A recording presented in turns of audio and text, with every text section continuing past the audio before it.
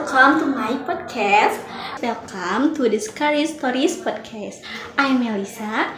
This is host for this podcast. Before we begin, do you believe in ghosts? Yeah, I do because I happened to see one when I was playing at night. Honestly, I was scared when I saw it, but I couldn't run because I was reading hell. So I'm here to invite speaker who have experience with horror story. We all will hear their experience. Let's call them Lia, Intan, Sylvia, and Agista. Okay guys, hi, welcome to my podcast. Okay, I want you tell your name first. Hello everyone, my name is Intan Zahra. Hello everyone, my name is Sylvia Lansari. Hi, my name is Agista Chanakirana. And my name is Lia Juniati. Okay guys, this is podcast of scary of horror in your home. So if you have experience, tell in the podcast. Okay. I want Lia first. Okay. I have a lot of experience with horrible thing because style I am sensitive. So yes, there are many experience that have happened. For example, I will tell you one of my experience.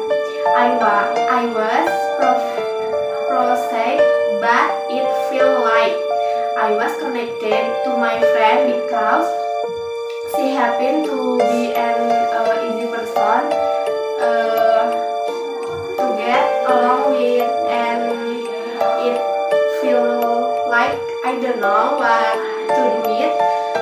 Feel like they were connected, so I can't spirit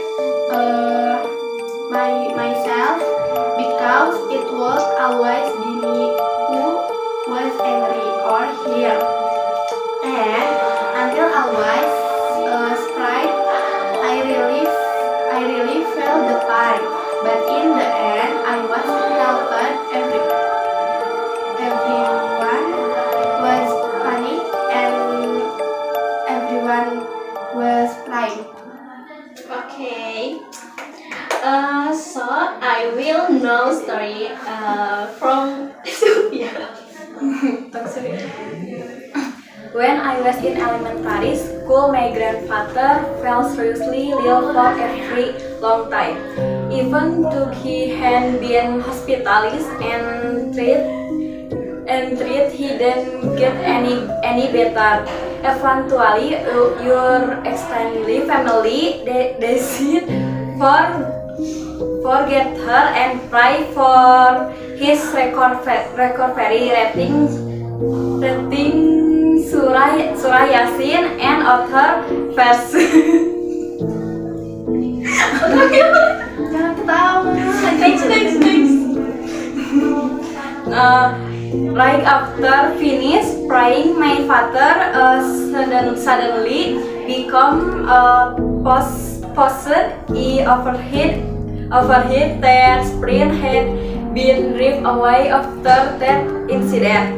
I'm still scared to be home alone even when my friends stay on. None of them offered dare to go the bedroom my themselves. Okay, maybe Sophia is so nervous, but it's okay. Okay, next I want to story Intan. Okay, I have had an experience with that at the time. I was alone on the first floor and it was really quiet. I was sitting on the floor in the back area just scrolling through my phone, and some of my people members were hanging out in the front area, but I was by myself in the back.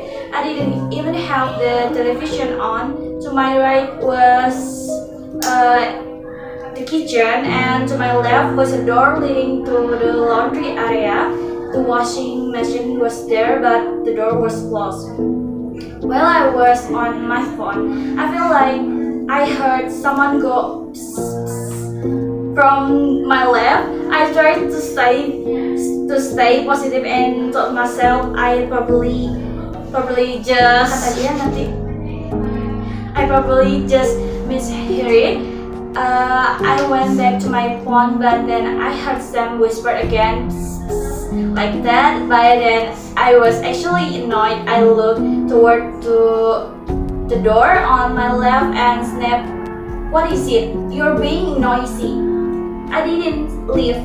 Should I just stay there and keep playing on my phone? But shortly after I looked my phone again, a whisper called my name. I was shocked. I thought, how does it know my name? My heart started racing. I tried to calm myself down and act like I wasn't scared, but you know how ghosts are. They can detect your feeling. If we're afraid, they can even bolder. So honestly, trying to stay calm and pretending not to be scared wasn't very effective, especially since I was alone. As I heard the whisper, I started sliding my seat to the right, inching toward the kitchen door. Eventually, I just stood up and bolted, holding back a mix of fear and irritation. My mom asked, "What's wrong?" And I answered, "There was a whispering sound going psst, psst," and then it called my name like Tan, kayak gitu. Pokoknya whispered. My grandma said, "Well, why were you sitting back there all alone? You should just gather here with us." After that, my mom told my dad about it. It turns out I wasn't the only one hearing those annoying sounds. My parents had heard them too. I just happened to be the one targeted most often because I'm sensitive to that kind of stuff.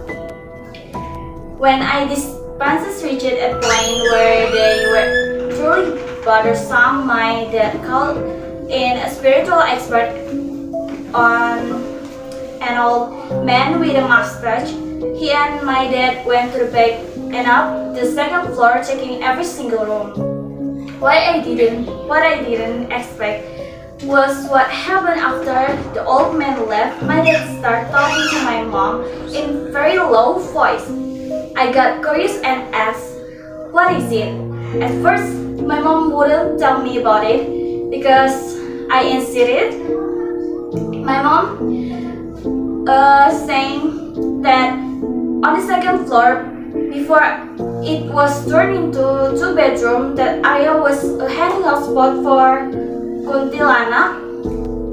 Imagine a hangout, like people chilling and gather with their friends. It was like that for them. It gave me the chills when she told me, but thankfully those whispers have stopped now. I don't hear any more logging, crying, and or voice calling my name. The disturbances are gone because I pray on the second floor in my room, and my mom always play Quran on the television every day. And right now that the power of Quran and prayer is so big. Okay, thank you Intan for the stories. I think the stories is good, but one, Agista, what about you? I don't have any experience whatever because I don't believe in ghosts. But maybe after hearing this experience, I'll be a little more confident. But I hope I don't experience what you experience. Okay, I know people don't have trust about ghosts. Okay, so thank you for about sharing stories with my podcast. Okay, bye guys. Thank you for see the podcast, dan thank you guys for come to my podcast and tell story about your experience. Okay, bye guys.